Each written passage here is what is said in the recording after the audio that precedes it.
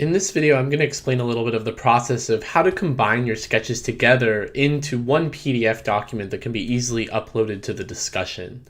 So the first step is to either scan or photograph your sketches. So I'm not going to go over that process because it's very particular and individual to whatever kind of equipment you're working on, but be sure to read the manual or troubleshoot any issues we're having with that through Google. I can also try to help if you email me, but I think in the age of smartphones, it's become pretty easy to just snap a picture of your sketches. So go ahead and get those onto your computer, and once you have them, you're ready to go.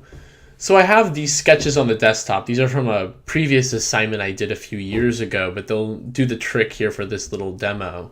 Then we want to go ahead and open up InDesign. So I've already opened InDesign, but I'm going to go ahead and create a new document. And then the first step is really, how many pages do I think this needs to be? I'm not really sure right now, but I'm going to guess it's probably going to be less than 5. So I'm going to say 5 pages. I'm going to turn off facing pages because I just want single sheets for this. And I'm going to go ahead and keep letter. I think that's a good size. And I'm going to go ahead and make it landscape. I think that'll be a little bit easier to work with when I'm looking at it online. So I'm going to go ahead and click OK, leave all these other settings alone, and I'll create a new document.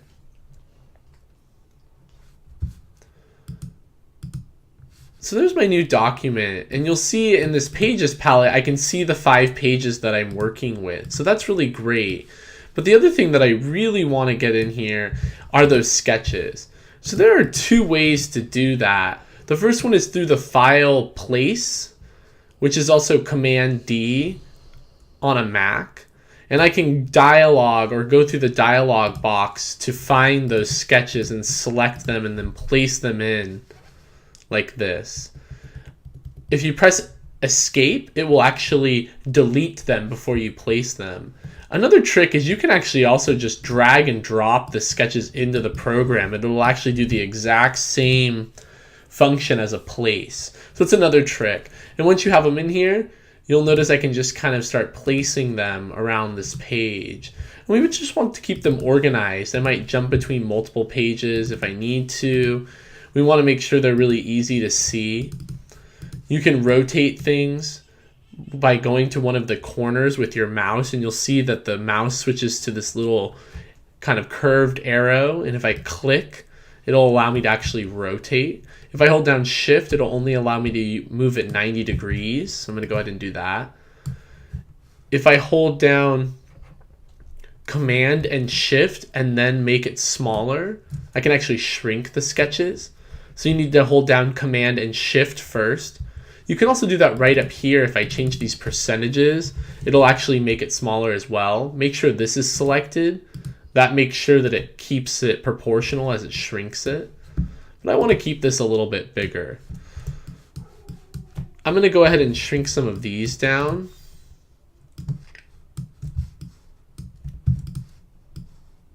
So you want to be careful. You might have noticed that just right there, I accidentally clicked on the inside and moved, and you'll see that what happens there is I'm actually moving what's inside of the frame. So InDesign works on a concept of an image inside of a window, basically. So this blue shape is the window that I'm seeing, and then the artwork is behind it. And you'll notice the artwork's actually this, in my computer, it's kind of this brown or bronzes color. So I can modify, what I'm seeing in comparison to the artwork. But for this, I just really want to make them smaller, but just be careful if that happens to you. Undo is your friend. That's Command Z. It's also right in this menu as well if you need it. So I'm going to go ahead and organize these sketches. So this might be really useful for you for the visual principles assignment or potentially the graphic translation assignment. So just keep that in mind. So I think 2 pages is going to be perfect for me on this. I'm going to go ahead and select the other 3 pages. So I'm holding down the shift key as I'm clicking on these pages to select multiple pages. Then I'm going to come in here and click on this trash can. It's going to delete those pages out. So now I have these 2 pages. I'm going to press W. That's actually creating some kind of a preview mode where I can see more of what it will look like when I ultimately print it or make a PDF. So I think I'm ready to go. I'm liking what I'm seeing. So I'm going to go ahead and come here to File, and I'm going to go to Export. and I'm going to select a PDF. So go ahead and save this anywhere on your computer where you want it to be. Make sure you call it something that makes it easy for you to find.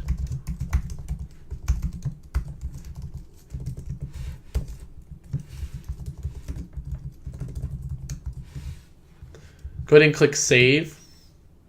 And then here I want you to select smallest file size. That is going to be the best way to go for these discussions so that we're able to very quickly and easily reference and look at everybody's work. After I've done that, the rest of these settings I would not change. I would go ahead and just leave them alone. But I'll go ahead and show them just in case people want to see them. And I'll go ahead and click Export. Now, one thing I did not do is label my sketches, which is something that's really important. It actually makes it a lot easier for people to reference your work on the discussion and talk about the different sketches that you've shown. So now if I navigate to the desktop, I'll see that there is my PDF document. So if I open it up, I can see there are my sketches, they're ready to go. If I go ahead and see how large this file is, so if I right click on a Mac and say Get Info, you'll see that it's a really small file size. It's just 192 kilobytes. So that's why it's really important to go with the smallest file size setting. So now I'm going to go ahead and show you a little bit of how to upload this to the discussion. So I have Blackboard open already. So I am in a student preview mode, so this should be pretty accurate to what you are seeing. I'm going to navigate over here to discussions.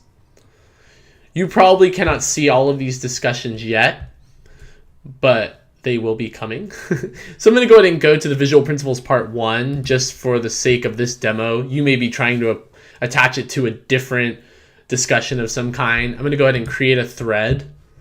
I'm going to call this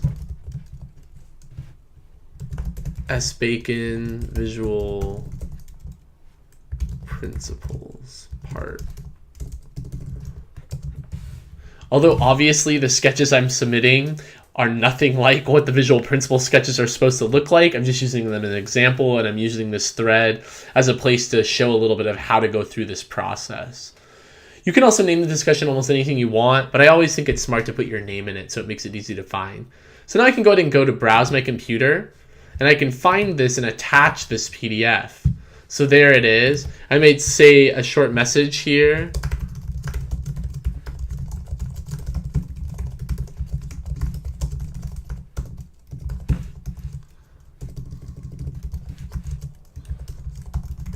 All right.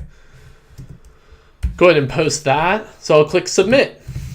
So now you'll see if we go into that discussion thread, that'll be really easy for us to open. I can click on this PDF, it opens right in my browser, and I can very, very quickly go through this work. Now, another thing I wanted to show is maybe you actually just have one page, and maybe that page is something like this. You've gotten all of your sketches in one place. Maybe it was for the graphic translation section, or maybe the sketches you do for the conceptual poster that come up towards the end. But if that's the case, you just need to upload this one image. There's another trick that can be very helpful. So I'm going to go ahead and create another thread here. I'm going to just use the same title.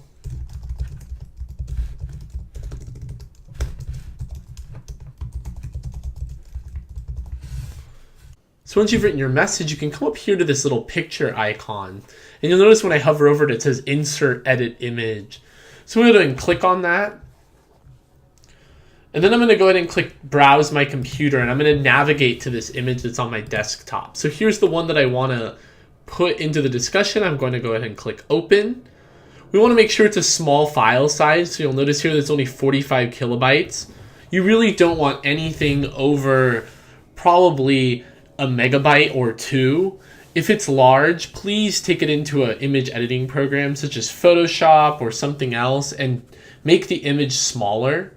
The other trick I sometimes use is open the image on your screen and take a screenshot of it. Screenshots are always going to be really, really small images. On a Mac, to make a screenshot, it's Shift-Command-4, and you'll notice this little cursor comes up, and then I can choose a portion of my screen and just snap a picture of it.